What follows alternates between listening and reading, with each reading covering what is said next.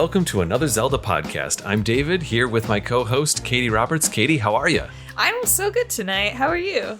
I'm well. It's kind of fun. We're recording on new mics tonight. I hope the levels are okay. They're a little bit more sensitive than what we're used to. Mm-hmm. So I'm trying to kind of control my voice a little bit and not get too loud. But how have you been? It's only been a couple of days since we recorded the last episode. Within those couple of days, I have been mainly focusing on my D&D character for your campaign that you talked about.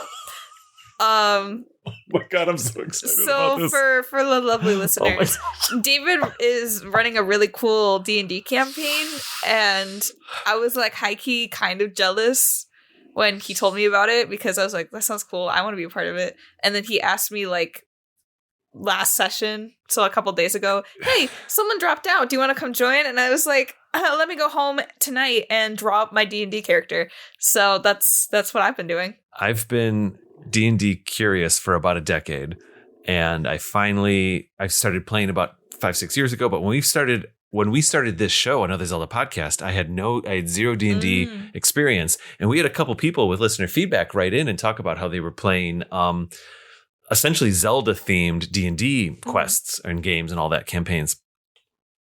And I just thought it was the coolest thing in the world. I guess you could say, jealous of those people. I thought it was awesome. And finally, about 4 years ago, I got invited by my cousin Alex, who's been on AZP. I think he's in season 2 for a couple episodes. He's in definitely in one episode of season 1. And he's even in the 7th episode of Returning Student. But anyway, I digress. As a DM, he invited me to start a campaign. And I was like, yes, please. And yes. And so I played an elf ranger with a grappling hook. Everyone plays an elf for the first time. Elf ranger. I basically played Link. Yeah. I didn't really want to say it, but his name was hilarious, but it was Link. Mm-hmm. And played for a couple years, and then the campaign, people moved. We weren't able to play anymore. And about 9 months ago, I was getting a little hungry for some D&D because I do enjoy it. It's been quite fun. And I was talking to Michelle, my girlfriend. I was like, I kind of want to play again. And she was like, yeah, I'm actually curious about playing. I've never played, but I've actually kind of wanted to. And long story short, a couple conversations with a couple people at my job at the store. They had said they had never played, but kind of wanted to. And it struck me. I was like, well, you know what? I'd love to try to be a DM, but I've never been a DM before. And I certainly I'm learning as well. I don't have all 900 spells of every character memorized. You're not Matt Mercer. I'm not. Right. Exactly. Yeah, exactly. But though hot, spicy take, I think he and I are about the same age. But anyway, hey, I'm into it. He's so cool. He's phenomenal. And actually in my DMing journey here over the last year, I've actually watched a bunch of his videos for tips and stuff, and that's been super awesome. But anyway,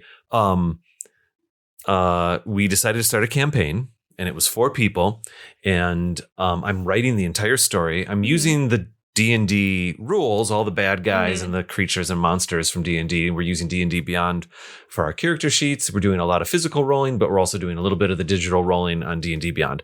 But all the maps I personally draw. I've built the whole story. I've got probably the next 12 sessions designed. So the next maybe 2 years of play, because we only play once a month, which sucks, but we're all adults and we all have lives. And so we play once a month. And yes, Kady, one of our characters, my Dragonborn, Drogon, the IRL player, is moving to Mexico City, which is awesome because Mexico City, we actually have a Mexico City connection with AZP. But anyways, I digress.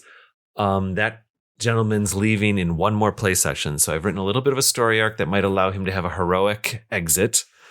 And we needed a new character. And I've been doing another thing with this. I'm just jumping in hard here. I love it. Also, we're talking about the silliest ways to fight bosses tonight. Oh, yeah. We are doing that as well. The silliest ways to fight bosses in all Zelda games. It's very good that we're leading with D&D for this, because D&D is always the silliest ways to kill bosses. We've had some silly moments. Oh my gosh, we had one last, well, it wasn't a boss, but I had my team, they were on a minecart. The minecart was racing 100 miles an hour through a cave, and my Michelle's character, she's a druid. Wait.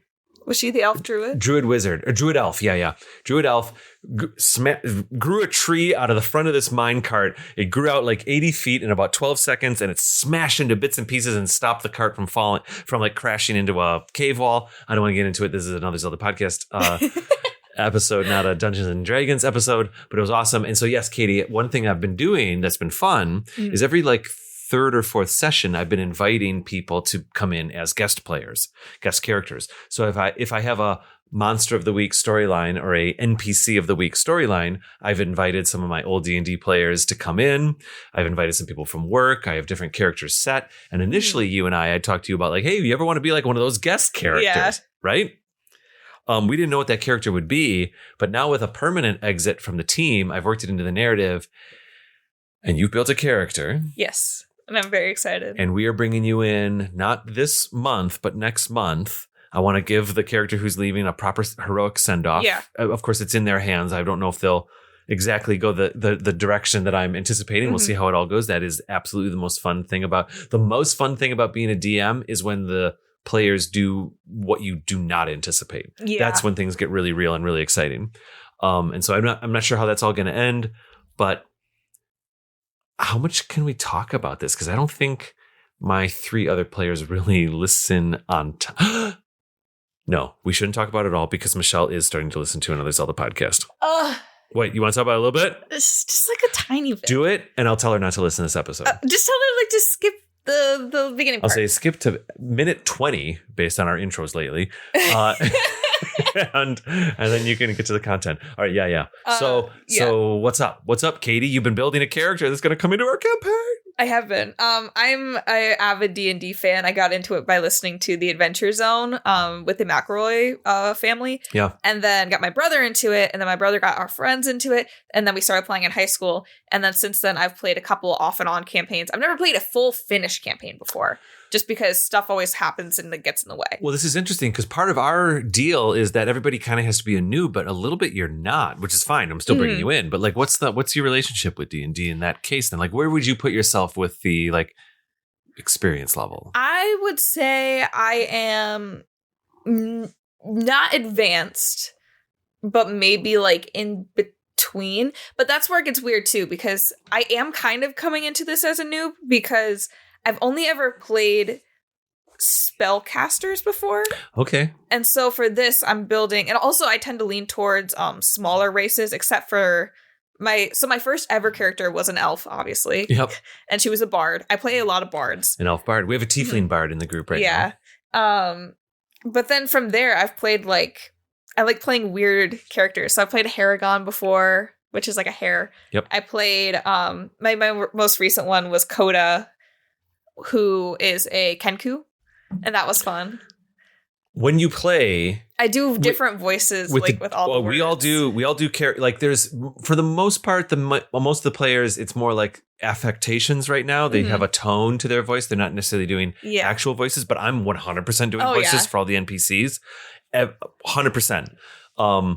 They've all picked characters where their voices are fairly synonymous with their experience, but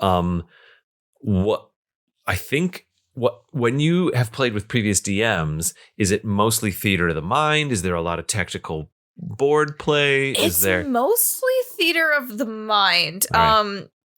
My roommate, when I started playing with her, she did have like a little square board that she could draw on. Yeah. And then we were playing over Discord on Tabletop Simulator as well. Yeah. But yeah, mostly theater of the mind. But so this is my first time playing a physical combat. We have put maps on the table with protractors for distance. I'm excited. It's a little bit tactical. It's a little battle mappy, and I love it that way. Yeah, I haven't played like a very to the book kind of campaign before. Yeah. It's stuff like this. Fun. I'm showing Kady some shots. There's an overlay over. That's what the map looks like. See the protractors? Yeah. 1 equals 5 feet. 1 equals 25 feet. That's sick. That's the last battle they left off at. And that's it for now. But, you kind of get the idea. Yeah. I use butcher paper, and I kind of draw the maps out as we go. You also mentioned that you've never used D&D Beyond before. We got to get into our episode. I'm just being gluttonous at this point. No, it's okay. No, I haven't used D&D Beyond before, just because a lot of the stuff that I wanted to play, you have to pay for the expansion stuff. Okay, that's a good point. I've paid for it as the DM for certain expansions, but we're homebrewing a few things, and we're playing pretty basic right now. It's like there's a lot of goblins and rats. Let's face it. Here's another example. We were fighting some trolls. Oh, I like the trees. So I am a I'm a big model maker Mhm. buff at heart. I loved model trains when I was a kid. And yes, I 100% hit up the Michaels in my areas, in my neighborhood. We 100% use sticky tack to put trees down. We put rocks down. We put terrain down. We put bushes down. The whole thing. Okay. Oh, what are you pulling up on your iPad there? Yeah. So, okay. My character, I decided her name will be Volan Throat Ripper. She is going to be a half-orc barbarian. I have to talk to you about this, but I was thinking she would be the chieftain's daughter, and she has to kind of prove herself because she is a half-orc to be the leader of their orc tribe. But I drew her, and this is her. Oh my God, this is amazing. I love her very much. She has an 8-pack. Yeah, she's the first character I've drawn in this style before. I was trying something different. Oh, this is great. Yeah, I'm seeing we got spiky... some shoulder armor going on. A huge axe. Tons of tattoos. Because I was going to have her be the ancestral tribe type of barbarian. Now, I have a character who's a half-orc that's right now, my team thinks that he's a bad guy. And he kind of is. He's a bit of a antagonist. But he has his reasons. And in the next session, they're going to learn why, and they might even gain some sympathy for this character. But when you told me that you'd like to play a half orc, I was like, well, maybe we can make there be a connection. And you came up with the idea that maybe she comes from his like original town or something. Yeah, his like original clan or tribe. Yeah. I think we need to talk about Zelda. Yes. Even though this is amazing, I'm so excited about it. Zelda time. There's a lot of, but it's a blurry line between D&D and Zelda love. There's a lot of D&D love with Zelda love and all the rest. I can't wait for you to become part of our campaign, Kady. It's going to be so exciting. D&D is the only thing in my life that I haven't turned into a podcast. I desperately want to, but I'm almost purposely holding back and not because I'm already making 3 other shows. Yeah. We got all the 6-5 shows, and it becomes this sacred little thing that we do here, right over here, just beyond the camera from the Magical Sword people. We play right over here. And I think it's going to be awesome when you come in. Yeah. What was your name again? Volan Throat Ripper. Volan Throat Ripper. I know exactly how she's coming in. I don't want to get into it anymore. Let's get into our listener feedback so we can talk about our silliest ways to fight bosses. By the way, I did a lecture at Columbia College recently. I'm so jealous. Where I was able to do an hour-and-a-half lecture to the Podcast 1 class, which both you and I took a couple years ago. And I've been a little bit of a hypocrite in season 7 here for AZP. After the lecture, some of the students asked me, they said, hey, what's the first thing that makes you not want to listen to a show? And I said, when they don't get to the point in the first 5 minutes. And you and I have been waxing poetic for 10, 15, 20 minutes each of these episodes, season 7. So we got to reel it in. But also, I'm just so fun to have this relationship and this whole kind of thing that we're doing with season 7. So with all that said, I'm lampshading the whole situation. But here we go. Before we get into our silliest ways to fight bosses, let's do some listener feedback, Kady. Okay, what is this on? Is this on YouTube? Apple Podcasts? Spotify? I feel like that's a Spotify. A Spotify? Okay. All right. Potentially on Spotify. Artemis208 commented on our Ocarina of Time 3D episode. So happy to see the triumphant return of my favorite podcast. We've read this one before. Every time. This is happening every episode right now. We can do Artemis. Wait, cool. No. I think this is a different one. Okay, let's do it then. Let's just let it happen. And we're deleting these as we read them, right? No, you're right. It is. Okay, it's the same one. Okay. We got to get our act together. Sorry, Artemis. We love you. We read you last episode. Oh, I'm peeking the mic. Oh, no. All right. Okay. Ocarina of Time 3D, comment by May_Chan. Love the episode. I've been working on playing as many Zelda games as I can, and I'm working on A Link to the Past for the first time. It's my husband's favorite Zelda, and I'm floored by how hard it is. My Twitch community loves it, though. Wait, my Twitch community? That's what she says. Well, what's the handle on the comment? Because maybe that's the Twitch handle? Yeah, it's May, MAE_CHANN. May, etc. If that is your Twitch handle, that's awesome. If not, let us know, and we'll at least be excited to mention it. I hope that your playthrough through A Link to the Past is going well. I also think that game is actually really, really tough. It's tough in ways like because you have to revert. We've had this conversation before, Kady. Like sometimes when you go to the older games, you have to remove certain expectations. Yeah, like there's little things like when Link swings his sword. you can't stop, swing, and change direction and swing. You have to move again and swing. Where even in Link's Awakening, you can swing and then push up and swing up. Yeah. But Link has to literally take a step in Super Nintendo. There's like tiny little things like that get a little tough. But anyways, here we go. Over on podcasts for our Ocarina of Time 3D episode, probably over on Spotify, from Cain, C-A-I-N. Hey guys, love the show. I'm in high school, and I've been listening to this podcast for around 5 years now. Ocarina of Time 3D was my first Zelda game, and it's also my favorite. Glad you guys are covering it. Keep up the great work. Also, I think that Majora's Mask isn't a great port, and the original is better, but I can't wait for a Majora's Mask episode. So, Cain, I slightly actually agree. I'm so pleased with the graphical upgrades in Majora's Mask 3D, but at the end of the day, Kady, and I don't know if I've fully shared this with you, at the end of the day, from a structure point of view, I think I actually prefer playing the Nintendo 64 version over the Majora's Mask 3D version. There's technically quality of life changes in the 3DS version, but some of those changes change the it's complicated because as like one example is on the 3DS version, you can save a lot more. I was going to say, look, 3DS is always going to be my favorite version, even if I haven't fully played it yet, because it has more save options. And part of like the experience of Majora's Mask is, this does not speak to a modern gaming audience, but 20 years ago, it was the like balancing act of like, if I save, I lose my items. Do I keep playing or do I save? And that was a really cool kind of tragic emotional experience that you'd have with the game. And when you play the 3DS version, it's just like, well, I'll save now. You know what I mean? Yeah. I'll save now and keep all my rupees. Go put them in the bank. Well, you'd have to put them in the bank in the 64 version. You certainly can do it in the 3DS version as well. But like you would in the Nintendo 64 version, every time you played the Song of, I think it was Time, equal to save state, you'd warp back to the beginning and you would watch the items get removed from Link as you fell through the portal of time, and you'd start back at 0 every day. I actually think it's interesting because I think the reason they did that is so that you couldn't kind of like roguelike it almost and just like get a bunch of items and just keep looping through the day, get super powered up and then go hit the dungeons. I think that's why they added in the like reset mechanic to Majora's Mask. And it's true that in Majora's Mask 3DS, some of the saves will reset you and some of the saves won't. You can kind of save as you're going. And I think that speaks to the fact that Majora's Mask 3DS or 3D was on a mobile system. And so sometimes you just got to close the case. But there it is. Cool. This one's also on Spotify. It's our top 10 power-ups. It's by King of 73. It says, you guys should play through Fire Emblem 3 Houses. It is a must for any Zelda fan and or any RPG fan.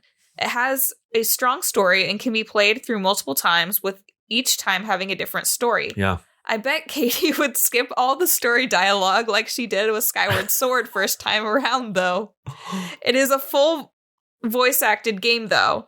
Loved this episode. Keep up the good work, AZP team, with 1, 2, 3, 4, 5, 6, 7, 8, 9, 10, 11, 12, 13 green hearts. I mean, that's awesome. That's exciting. 3 Houses is, there was a different 6.5 Media show called Turn by Turn that actually had a couple episodes about 3 Houses. In fact, they might have done like a 3-part episode series on it because of all the different endings. So if you're inclined, maybe we'll check it out. It's true. We're really busy playing Zelda games right now, but, if you're looking for an alternate take inside the 6.5 Media universe, definitely Turn by Turn. Also, did some talking about it, Emily. No, Emily's the new. Oh, it's Emily. King of 73 was that comment. Yeah, I kind of know Emily online a little bit. So Emily here, Jeanette 1813, JANI. Sorry. My dyslexia is kicking in hard. JANEITE 1813 over on Instagram. Emily here says, just listen to your episode on top 10 power-ups.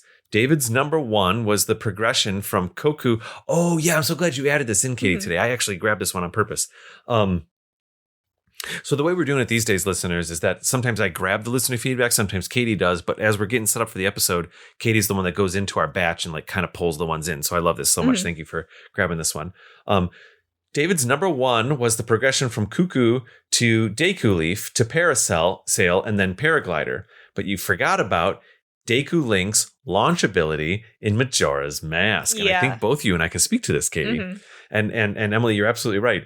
It's a fun ability that not only gets you through the Deku Palace and Woodfall Temple, but also has a fun mini game in Clocktown utilizing the same ability. Anyways, love the show and all the LOZ content. Keep it coming.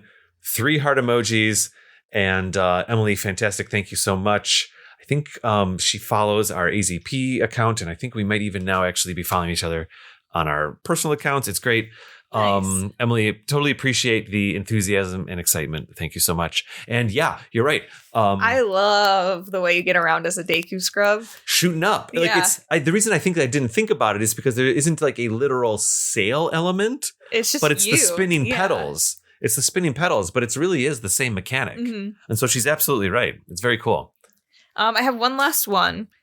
This one looks like it's over on YouTube for top 10 most beautiful places. Ooh, that's an old one. It's an old one. It's by Wim_the_Greenkeeper. Hello to everybody in the crew. I've been listening from time to time to the podcast. The last few weeks, I've been going through all of the seasons of the show. David really inspired me to try the original Zelda from the NES again. After being a Zelda fan for 30 years, I'm happy to say I finally beat it, and I loved every bit of it. Thanks for the great podcast and the inspiration to keep enjoying every Zelda in its own way. Oh, I love it. And that's a deep cut. That's like, Kady, I don't think you've probably toyed around with the first Zelda 1 and Zelda 2. I haven't the Nintendo played games, them at all, but I've watched other people play them. You have not pushed the buttons on a Nintendo controller yet to play it? No. Well, that's going to be great when we I will be, though. That's going to be, well, and again, like, I'm almost asking you, like, save it a little bit for the show. I know you've got a couple Zelda games in your queue. I instead of just blasting into 9 million Zelda games, I'd almost rather that you kind of experience them at a certain pace. And I know you have 3 of them that you're playing, but that's going to be great. We're 100%. We have never done a Legend of Zelda review episode or a Link's Adventures review episode. And I think an original Legend of Zelda episode, especially with you in the context of a newer player and an older player, like that I think we got to do it. Maybe that's like top of season 8 or something. Funny enough, I have a list on my phone of all of the Zelda games that I have played and that I haven't played, and I have them in order of like which one I want to play next. Let's hear it. So I'm playing through Wind Waker right now, so that's top of the list. I put Majora's Mask on hold, but that's probably going to be next for me is Majora's Mask. If not Majora's Mask, then Phantom Hourglass. I would ask that it's Phantom Hourglass only because I've started playing Phantom Hourglass and we want to do a review episode of it. Mm-hmm. So it'll be Wind Waker, Phantom Hourglass, Majora's Mask, and then potentially, if you're willing, Twilight Princess. And then if I can get my hands on Spirit Tracks, I want to do that next because I want to finish like the Toon Link trilogy or like series before it all leaves my brain. I am the most willing to do a Twilight Princess episode with you. Yeah, I have it for the Wii U, so I'm very excited. And so we've done a Twilight Princess review episode way back in season 1, but we're getting a little cheeky this season, and we're doing like first impressions. We're doing Wind Waker HD review, Link's Awakening 2019 review, and it's a way to re-explore some of these games through the context of someone who's being introduced to the Zelda series. So if we did a Twilight Princess HD review, I've got it on my Wii U right over there. You've got it on your Wii U. I think let's do Phantom Hourglass first. Twilight Princess, maybe it's our season finale, maybe it's into next season, because it does. The thing about Twilight Princess is that I want you to like play it not at a rushed pace. Yeah, you know what I mean. But awesome, cool. And then what? Then okay, maybe it's the end of season 8. We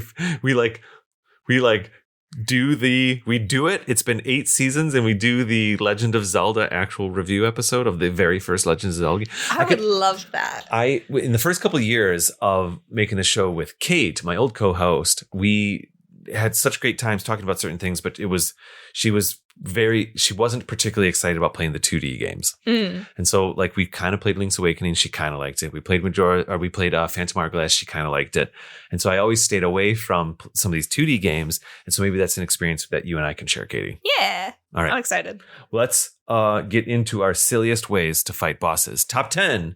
So we're going bottom of it. I've picked 5. You picked 5. I've got 2 honorable mentions. I grabbed 2 honorable mentions as well. Oh, interesting. And so I think we'll save the honorable mentions. We even got one tweet today about it. I'll try to pull it up on the break. Let us start at our lowest, going up to our favorite or most exciting. Do we do honorable mentions before we say our favorite? I think we do it just before the first. I think we do it between 2 and 1. That's always a fun way to do honorable like mentions. Watch Mojo. Oh, is that how Watch Mojo does it? Yeah, sure. We'll do I'm into it. Mojo. I'm into it. I'm a little embarrassed. I never really realized that was a format. I used to watch a lot of Watch Mojo. Hey, that's great. Even if you still do, but I do think that's a great way to build up some anticipation. However, I'm technically hosting this episode, but I'd kind of like for you to have the last say. So why don't I go first with my fifth? Okay. Yeah. Before I get into this, I don't want to spend maybe just a minute or two. I don't want to spend too much time.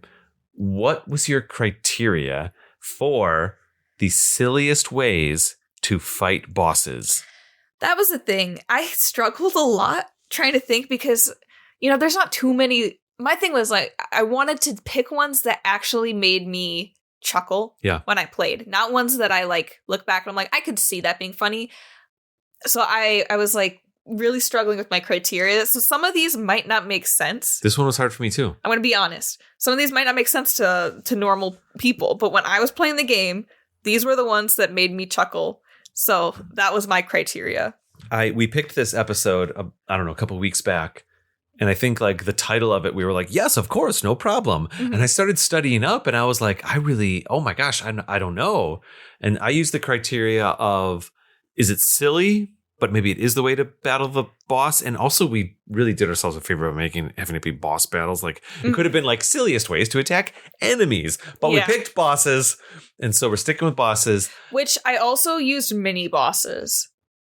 Oh, sure. That works for me. Yeah. That's fine. That's fine. I'm still peeking my mic. I got to pull back a little. Oh, I don't know if we mentioned it. We have new mics. If we didn't. Oh, 100% we mentioned it. Okay, cool. I know. And it's blurry. Was it with the magical sword people or on air? I think we did it on air. For me, my criteria was, is it unexpected or would it kind of in the real world not make sense? Okay. One of the ones I didn't pick is that you can technically use a jar to attack Ganon at a certain point in one of the games. Mm-hmm. And, there's all those kinds of things. There's a little bit of that in here. One that I didn't include, but should be an honorable mention, but I'll just spoil it right now, is the kind of famous, which is why I didn't include it, the famous using the fishing rod to attack Ganon in Twilight Princess at the final battle is actually super strong. That's so funny. I never heard that before. You get the fishing rod in the pre-game of Twilight Princess, and technically you can use it and it's actually super strong, either by design or by accident. So some of these things are accidents, some of them are for real. And so that was kind of my criteria, was something that is an alternate. It was either it's the main way to fight a boss and it's just silly, or it's an alternate way to affect a boss that is silly in that it would not be intuitively obvious, perhaps. You know what I mean? Mm-hmm. With that said, my number 5 is in the former of those two categories. It is the way to fight the boss, but it's kind of a silly way to fight the boss. And there's a reason why it's my number 5. For me, also, by the way, what's fun about these top 10 episodes that we do, we've talked about this in the past. There's a lot of this is never ever any conversation we have on this show ever is not our definitive 10. It's not this is put it in the books, get Guinness World Records. This is what we say is the top 5, the top 10, the whatever.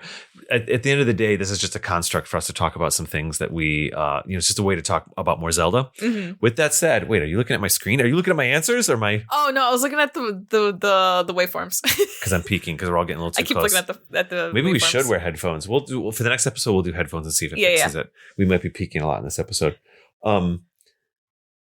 My number 5 is when you're fighting the dragon in the first dungeon in Wind Waker and needing to not really claw shot, but whip hook its tail and pull it down. It is so silly. I remember playing Wind Waker for the first time and being like, okay, we know how these Zelda puzzles work. You got to find the thing. You got to find the weakness. And I was like, really? I'm tugging on its butt. I'm going to pull its butt through the volcano. I remember thinking this is so silly right now. And every time you grab it and swing, it cuts to the camera cuts to the top and he goes, and all of that.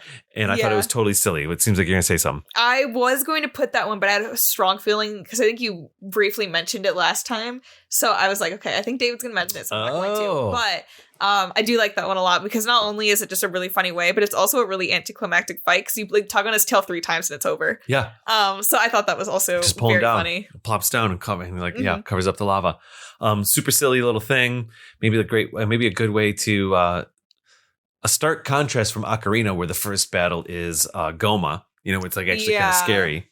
But there it is. I guess we only spent a couple seconds on that one. But my number 5 is pulling on the dragon in Wind Waker. What is your 5, Kady? My number 5 is a classic, but they just look so silly, and it's such a silly little way to fight them. So I picked from Link's Awakening the Dodongo snakes.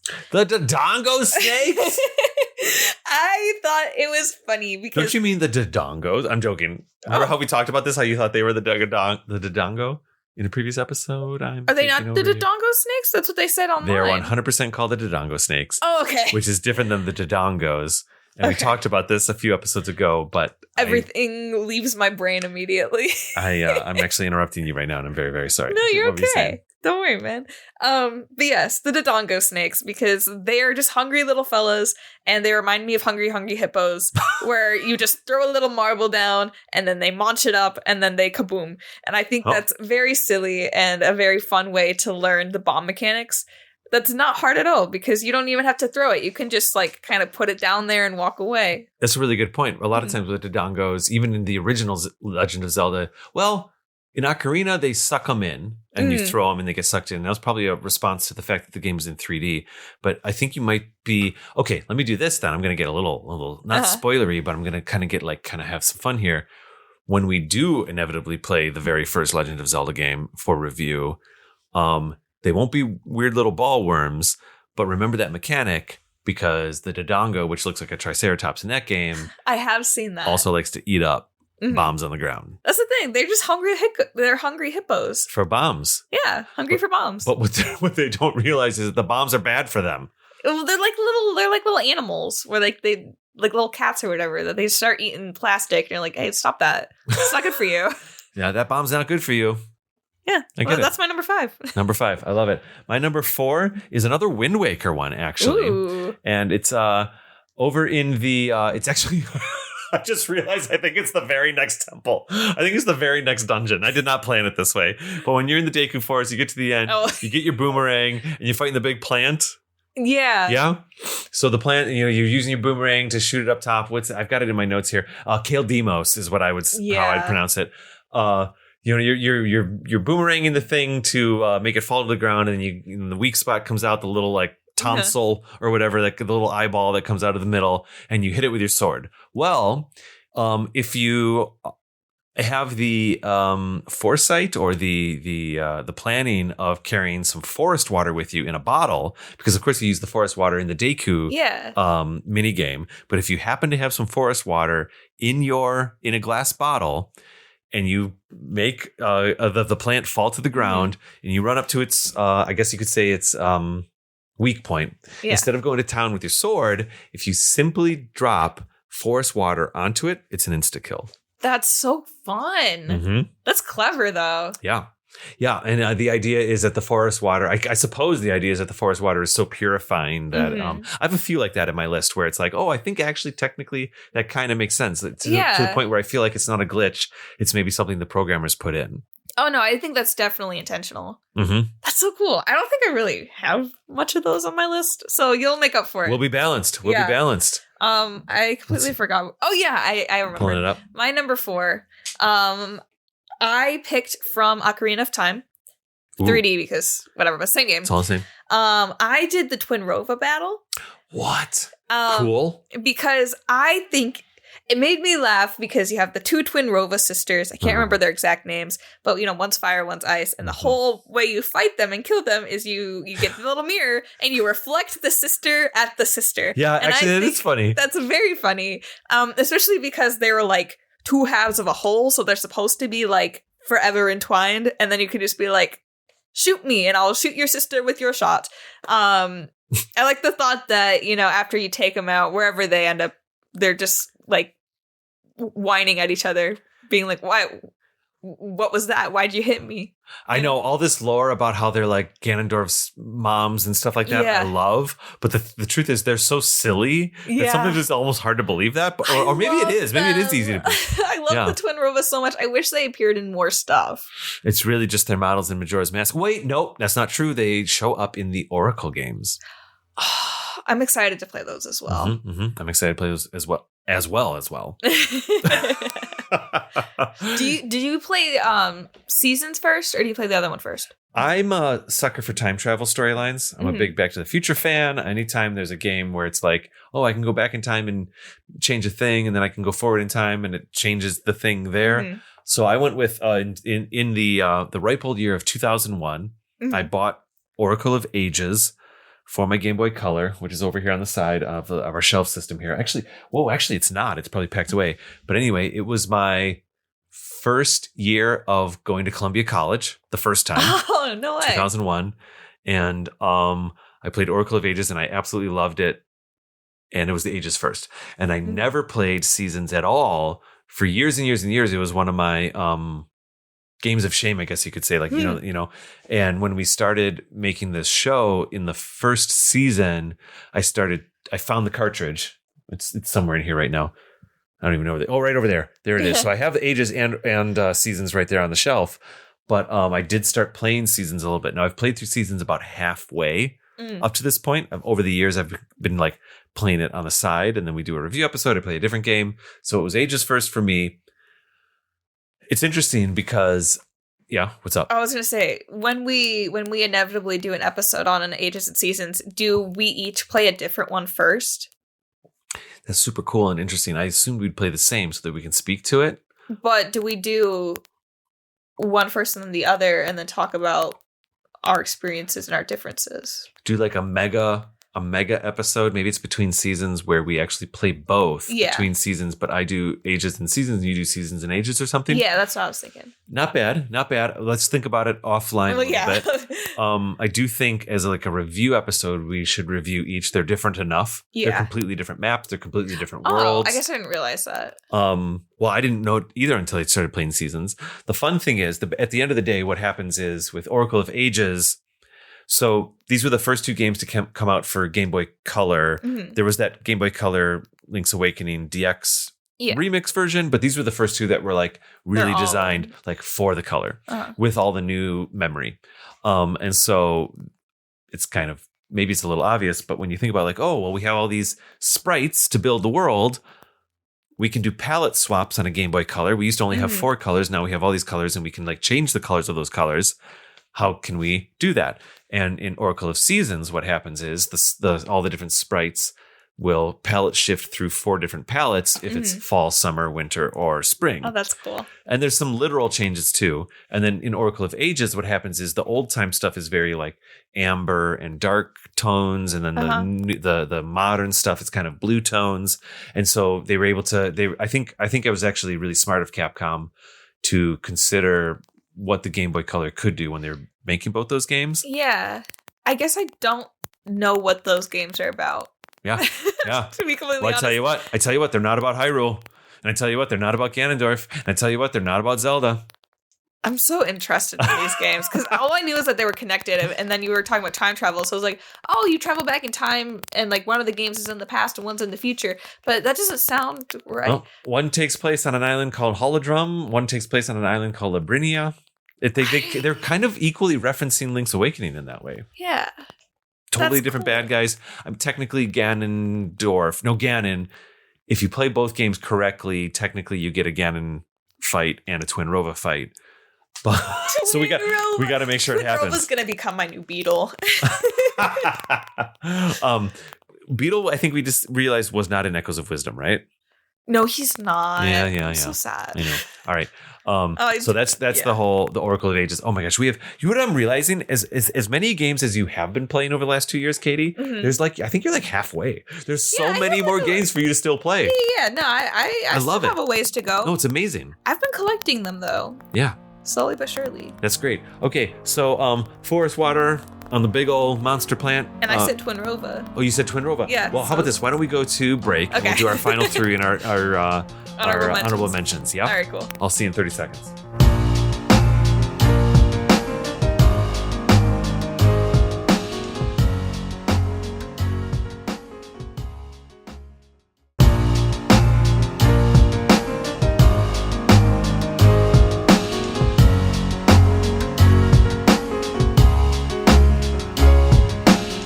And we are back. Kady, how are you? I'm good. We just had a really long talk off mic. We had a 9-minute conversation about D&D. It was so great. The magical sword people got to see. But I see David pulled out all of his little toys and trinkets. Oh my God, it's so exciting. So exciting. I love it. All right, let's keep this episode moving. Mm-hmm. Let's see. I guess it's me. Yeah, what is your number 3? Third, right? Oh, my list changed here with a weird carriage return. So my 3, we've talked about this boss many a times. Mm-hmm. Many a time. Many times. That's what it is. Bungo Bungo. Bungo Bungo. Yes. What's silly about Bongo Bongo? I mean, except the fact that it's like, disconnected hands and it's a baddie. I Bongo Bongo a lot. He was probably my favorite boss. Yeah. In that game, I think. Yeah. Well, there is I have never done this. Full disclosure, this was me studying up. I might even learn this from Zeltic, honestly. Bongo Bongo has a silly / alternate way to attack it. Mm-hmm. If you use your ice arrows on Bongo Bongo, you it's all about hitting the arrows on the hands, and then it'll freak out, and then it drops its face down, and you go for the eyeball. Yeah. What you can do is, if you use your ice arrows, you can actually freeze Bongo Bongo's hands to the drum, and he gets frustrated and starts using his other hand to try to smack the ice away. And while this happens, you can actually snipe Bongo Bongo's eye with a normal arrow and get double, triple, quadruple damage. And then he falls down and you can do the attack. So I think it was kind of funny. There was a whole mode that they clearly programmed in where you can freeze Bongo Bongo's hands. Bongo Bongo reacts, tries to smack the ice. And while you do that, you can attack the eye. That's the thing I like about Zelda games is the programmers and the game designers, they do the thing that's very clear, but then they like to throw in a lot of little secret things that are all fully programmed out just in case you're creative enough. Yeah. I love it. Yeah. One of my honorable mentions speaks to the Goma battle in the Deku tree. I'll leave that as a little hint, but there's 5 different ways to defeat Goma, which is really fun. Man. My number 3, I've also talked about on here before. Bongo Bongo? Unfortunately, no. Ugh, all right. I do like Bongo Bongo. But I am talking about the flux constructs. Oh, sure, yeah. Because you fought them a completely different way than I did. And that's the beauty of Tears of the Kingdom. Yeah. But I like them. I think they're funny because, they're like big Lego dudes that you just pull out the middle of. And then they collapse. You give it a couple hits. It throws stuff at you. You reverse it with stasis while you're on it. Hop up in the air. Do a little more hits. Yeah. It's so fun. You can just keep throwing stuff back at it. Yeah, I like the flux construct battles. That's the silly part? Yeah. Because there's an additional silly part to the flux constructs. Oh, do you have more? I have a little bit more. I don't even have this in my notes. I just kind of know about them a little bit. You can technically bring the chickens to a flux capacitor. A flux construct, and throw a chicken down, and when they smack, it'll summon chickens to attack the flux construct. See, I love that. I love that so much. The flux constructs were the only creature in the game that whenever I would see one, I would go and fight it. I thought they were fun. I did not think they were fun, and I've never defeated one yet. Even though I fought them, and we talked about this, I think maybe I was doing it wrong or whatever. I was always kind of okay, a bunch of blocks. All right, reminds me of Gunstar Heroes. I'm out, which is weird. I didn't expect to have that reaction. But for you, whenever you'd find them, you'd go seek them out. For what reason? I think they're funny, and also their cores make really good fusion material. Oh wow! Yeah. And so, a lot of when you say fusion material, are you talking about Zonite? Well, yeah, you need, when, so when you defeat one, they give you some Zonite parts, but they drop, their core, and depending on what, level of one that you defeat, it looks different, and it's, stronger, and you can fuse that to a weapon, and it makes your weapon really strong. Oh, wow. Yeah. That's what you mean. Ooh, it gives really high fusion quality. I didn't think about that at all. Mm-hmm. I don't fuse much to my weapons. I don't fuse much to my shields, and I really need to be doing that more in Tears of the Kingdom. There's a whole, you can really... You can do some crazy stuff. Yeah, yeah. Yeah. No, that's my Oh, that's three. awesome. I like Cool. flux constructs. Excellent. So that was your number 3? Yeah. My number 2 is one that I did find organically, but I also found it online when I was doing a little bit of research. Mm-hmm. But I organically did throw bananas down when I was fighting Monk Koshia at the end of Breath of the Wild. Oh. Oh, Schrodinger. Hey, Schrodinger, can we calm down, please? He is amped to the max. He is spazzing. Schrodinger, over here. Or not. See you later. He is showing off. Sorry, I didn't mean to interrupt. No, you're interrupting yourself. So Monk Koshia is the character that's at the end of every single shrine in Breath of the Wild, doing all the different poses. Yeah. And I think I'm actually starting to realize I don't think you've played the DLC for Breath of the Wild. I think we've talked about this. I was wondering, I was like, are you talking about Master Koga? Nope. No. We need to get you playing. The debate about whether DLC is a good thing or bad thing for video games aside, we need you to get to play. I need you to play the rest of the DLC for Breath of the Wild because there's some really fun things to be had there. Yeah. There's that. There's the one-hit obliterator that we've talked about on air now. Oh, yes. And a few other things. There's a couple extra shrines. There's even a pseudo mini temple in Breath of the Wild. There's, of course, the Master Cycle, which is fun to just ride around with. So we got to figure out a way to get it to you. But there's actually a final boss battle, and it's the monk that you see at the end of every shrine, and he or it fights you. And it's a pretty intense fight. It's actually arguably maybe the hardest in the game, maybe even harder than Ganon or Calamity Ganon. The monk utilizes different attack patterns from a lot of the different calamities, uses attack patterns from the Sheikah, uses attack patterns from even like some of the what's Master Koga's? Oh my goodness. Yiga. The Yiga clan. Uses some of that. So one of the things that Monk Koshia has that's similar to the Yiga is his love for bananas. No kidding. This is a true story. I 100% threw a pair of bananas down while I was fighting this guy. And this thing's like attacking left, right, hard and center. It's like I don't know. It's the Jackie Chan of all fights in Breath of the Wild. And just on a whim, I threw bananas down, and Monk Koshia got so excited, ran towards them, started eating them, and I was able to distract him with these bananas and also then attack. And so even though this thing is like the final level, even though it's technically Sheikah, I think it speaks to the Sheikah and Yiga connections a little bit. Mm-hmm. But if you throw some bananas down, Monk Koshia will stop all motivation for fighting you. And also I should point out that in the DLC or at the end, it's not like the monk is like upset with you. It's not like Monk Koshia becomes a bad guy. It's more like, I shall test you now. Yeah. You know what I mean? And when you finish the final test, then you get, the bike and all those other things. Oh, yeah. I remember. So use your mighty bananas. Yeah. I remember playing Age of Calamity, and you start off with like, you got Zelda, you got all these different little characters that you've met along the way, and you're like, yeah, that makes sense. Okay, Sidon, Mifa, whatever.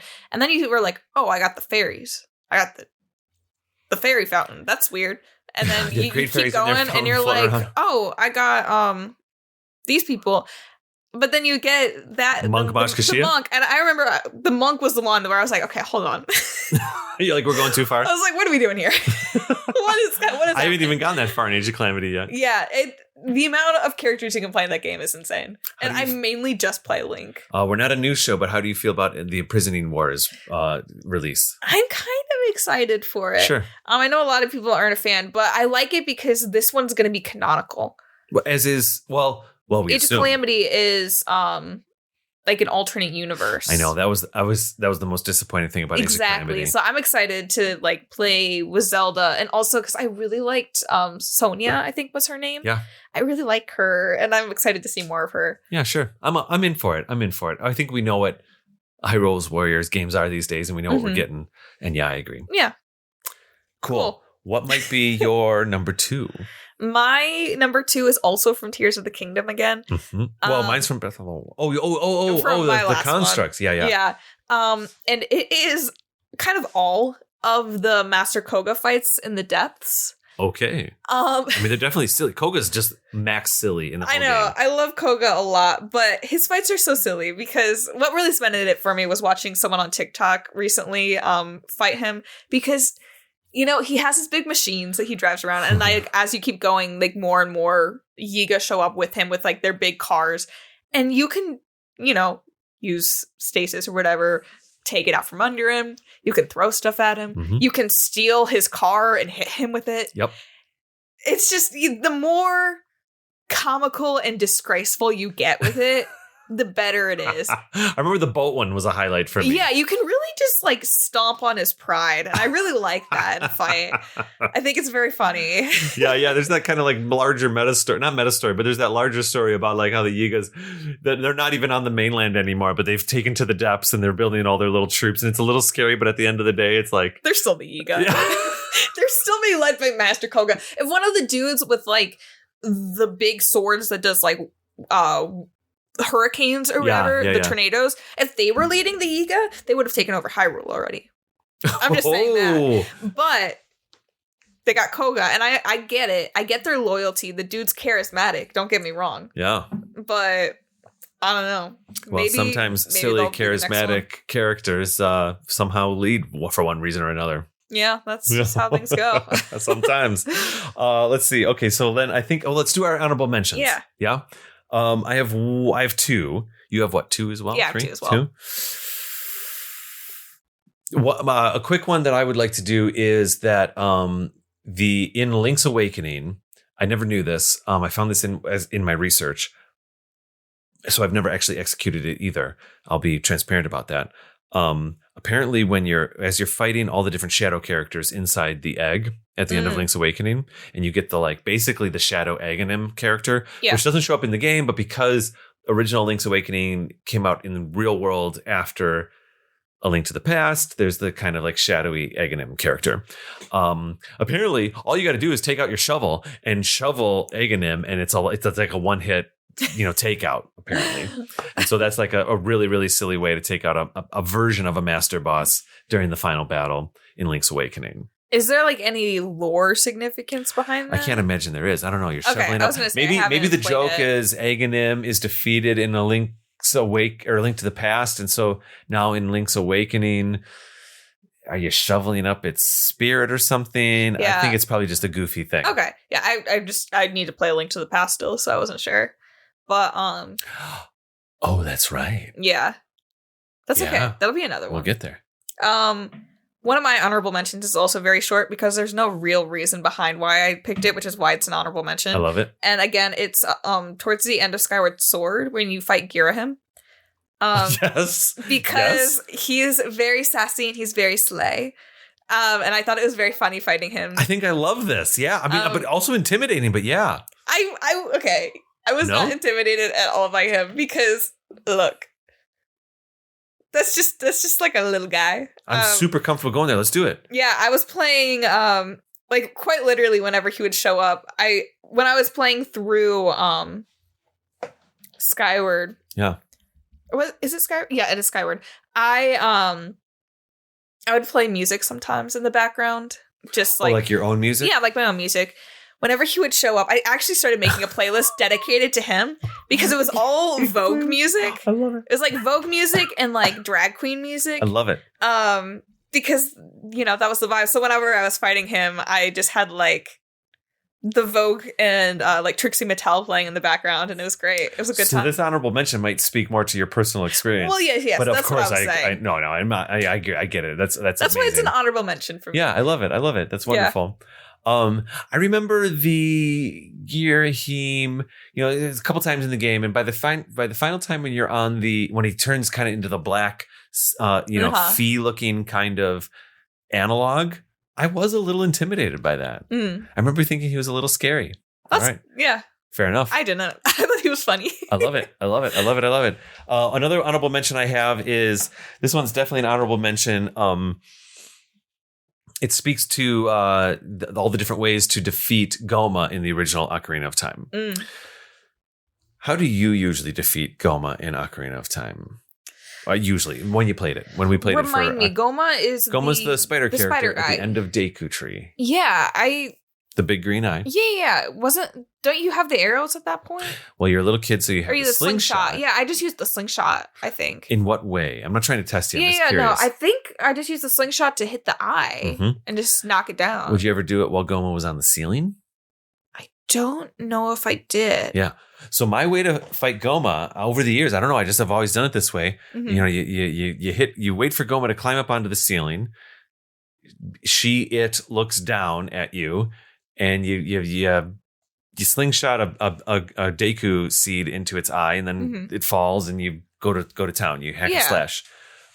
There's also other ways to fight it on the floor, and the way I've always fought Goma, I don't even ever get the little side Gomas that come out. There's like if you go through different cycles of the boss fight, there's the little ones that run around and chase you. Yeah, I remember. So here's the thing. I've been watching Steven's Stebbs on YouTube, his first time ever playing Ocarina of Time. And in his first video, he gets up to Goma, or maybe it's in his second video, but anyways, it doesn't really matter. And when he got to Goma, Goma never even made it to the ceiling. He really didn't even use his slingshot. He was just Deku nutting, bombing this thing. He was just running up to Goma and throwing Deku nuts on the floor, and it was stunning Goma, and then he was going in with his sword. And I was so like, funny. What? All you got to do is stun Goma with throwing just seeds. Stun lock him. It was just running around the ground going pop, pop, pop, and then sword. And the thing that was so cool about this experience is that Steven had no context as to other ways to fight, and it really reminded me of like how much some of these bosses, even in the early days, there was so many different channels and so many different, how well they were designed. Yeah. Sometimes when Zelda bosses are at their worst, the criticism can be like, well, I don't know, I guess it goes both ways, but like a Zelda boss is really a puzzle, and you just got to figure out how to do step 1 and then step 2 and then step 3, and then you defeat the boss. I do love that Zelda bosses are puzzles, but at the same time, when they are puzzles in which that you can solve a couple different ways, that's when they're at their best. And I guess I've learned through my experience of watching Steven play Ocarina of Time based on our Ocarina for the First Time episode, Goma in Ocarina of Time was one of those where you could defeat it in so many different ways. And so it's an honorable mention because using the Deku nut, which I've since learned is tremendously impactful and strong. I actually use it all the time when I play Ocarina now. Never used it. Use it. It's amazing. It stuns everything. It's better than the boomerang. Yeah. It's amazing. When I did my review episode of Ocarina with Kate, I don't know, 6-7 years ago, I made a joke. I was like, why do they even exist? I never use the Deku nuts. They're just junk that fills up a button.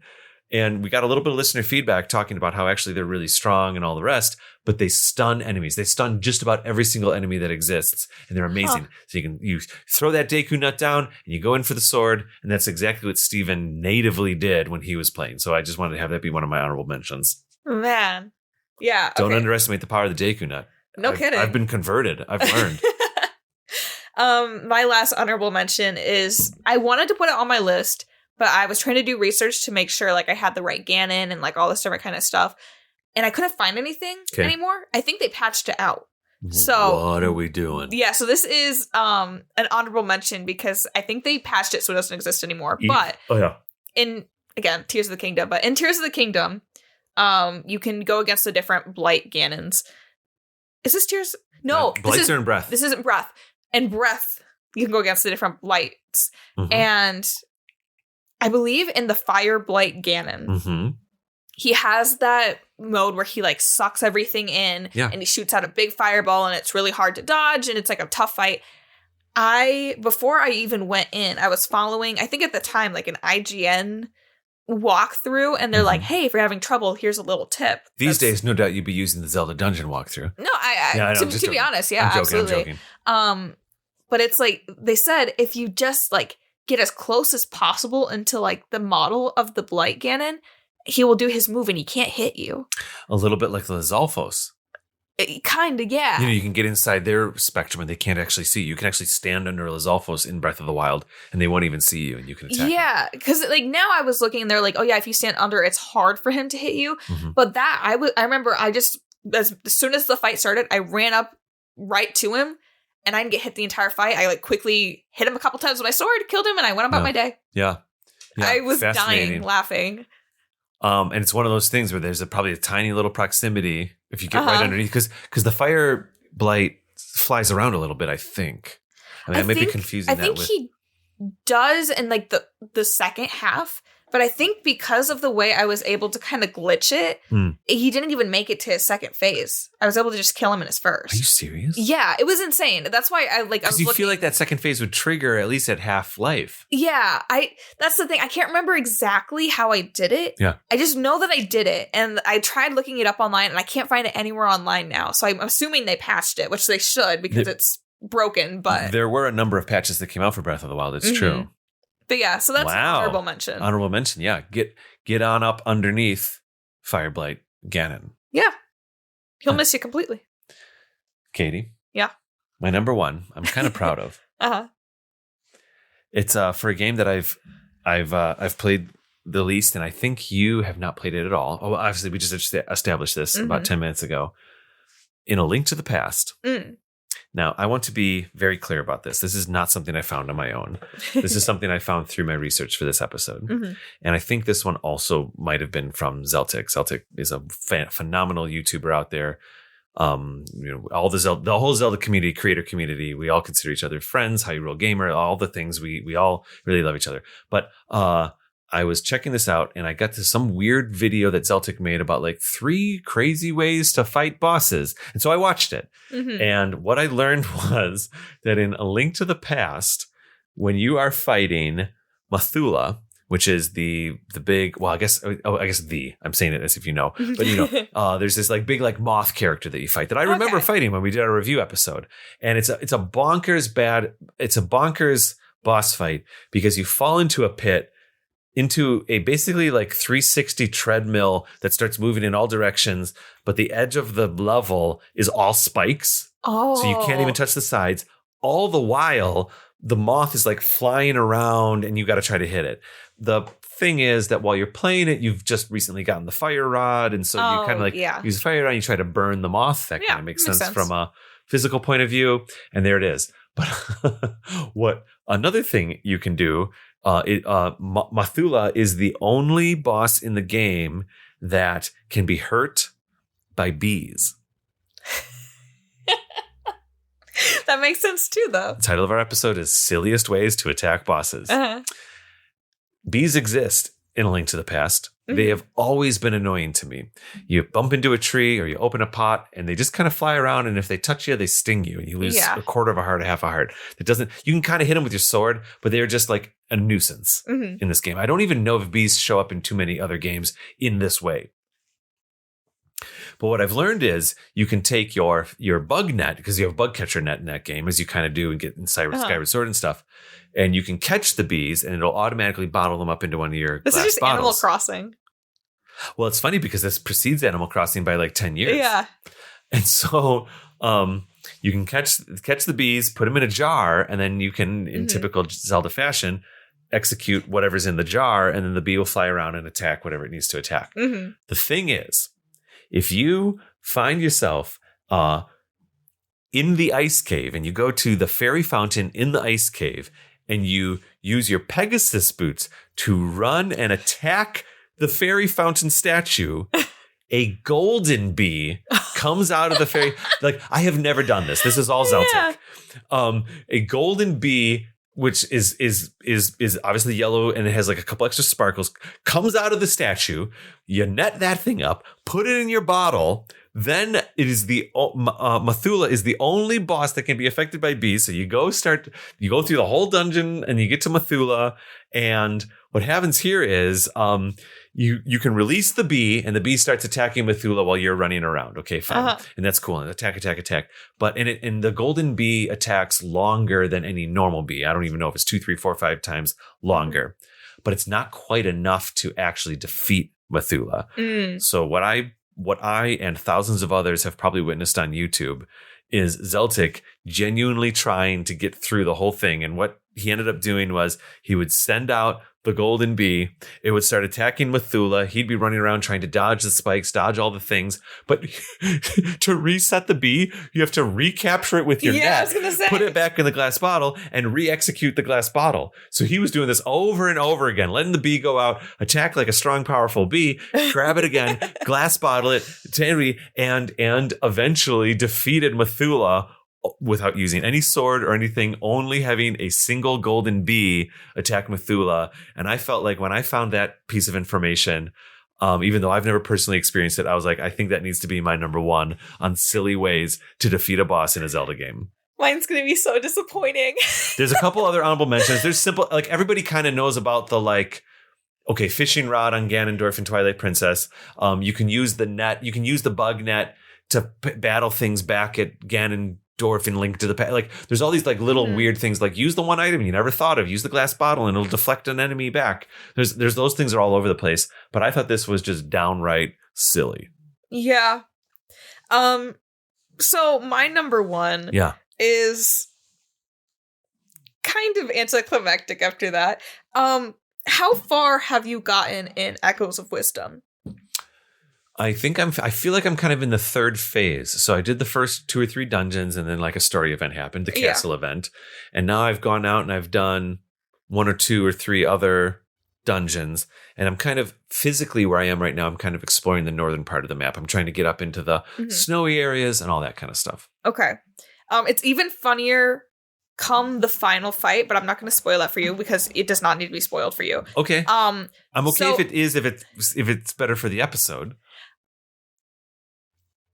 Unless it's like something real weird. But I mean, it's Echoes of Wisdom. I think I pretty much know what's going on. I will say it then. So you can do this in any fight, but I think it's much funnier with the final Ganon fight because the final Ganon fight, Link teams up with you to fight Ganon. You find Link, he teams up with you. Wow, I could never have guessed. Yeah.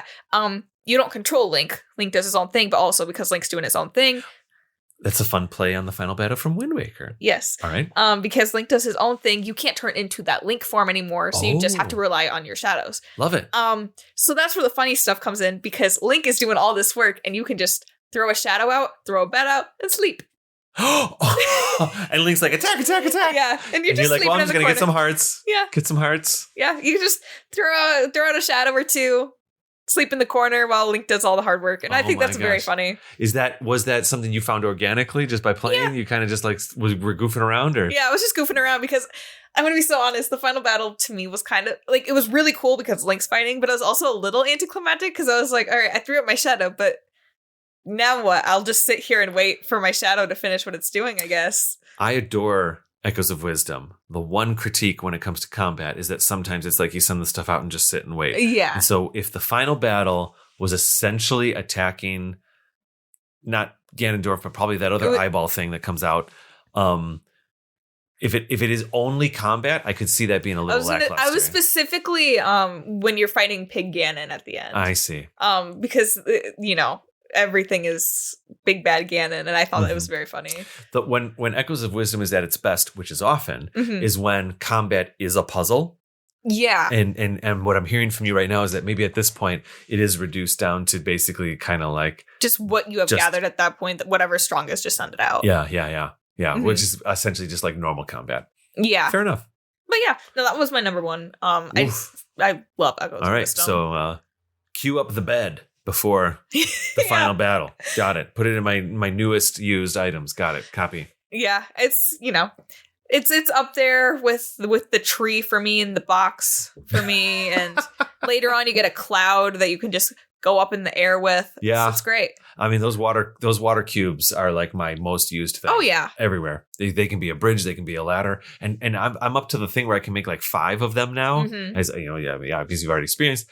You can like really climb high because you can even actually go up to 6 because you can get up to the top and still jump another level up. Yeah. I've like climbed cliffs with those water blocks. Yeah, no, when I got the cloud, I just kept going up until I hit like the invisible ceiling. I see. Just to see how high I could go.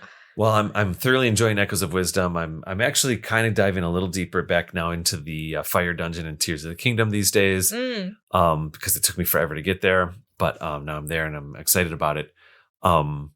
With all that said, Kady, thank you so much for building this Yeah. list of silly ways to fight bosses. Mm-hmm. For me, it was a little. I felt like this episode was going to be a shoe-in. Like, oh, there's a million ways, and I guess there are a lot of little ways. Yeah. And I guess we found some of them tonight. I'd like to invite our audience. Oh, we had one. I didn't pull it up, but we had a tweet about a gentleman or a male presenting tweet was said something about like going all the way to a Ganon battle without using the sword and stuff like that. Maybe I'll reference that on a future listener feedback. I will say, when I was playing Breath, there were people that as soon as they would leave, they wouldn't get clothes or anything. They would pick up a stick and go straight to Ganon's castle and defeat Ganon with just a stick. Yeah, that is kind of like a not necessarily a speedrun thing, but it is kind of like a speedrun strategy. It's like how quickly can you actually go fight Ganon? Well, I don't have it up right now, but anyways, Kady, if people want to find you, where can they do that? You can find me at the letters KD Stargazer on Instagram, and I believe also on TikTok now as well. So yeah, you can check me out there. I'm also sometimes on Rock 95.5. I'm still there. It is. Getting a actual schedule. It's kind of right now just whenever they will let me be on. I love it. That's great. Yeah, that's fine. That's fun. I'm David. I'm Raptor Paint on all the socials, and that's that. You can find Another Zelda Podcast at our website, anotherzeldapodcast.com, and all the socials is Another Zelda Pod, all of them. Another Zelda Pod on X, unfortunately, but I think even Blue Sky, I think we're Another Zelda Podcast, but we might be Another Zelda Pod there as well. But we're on all of them, and there it is. We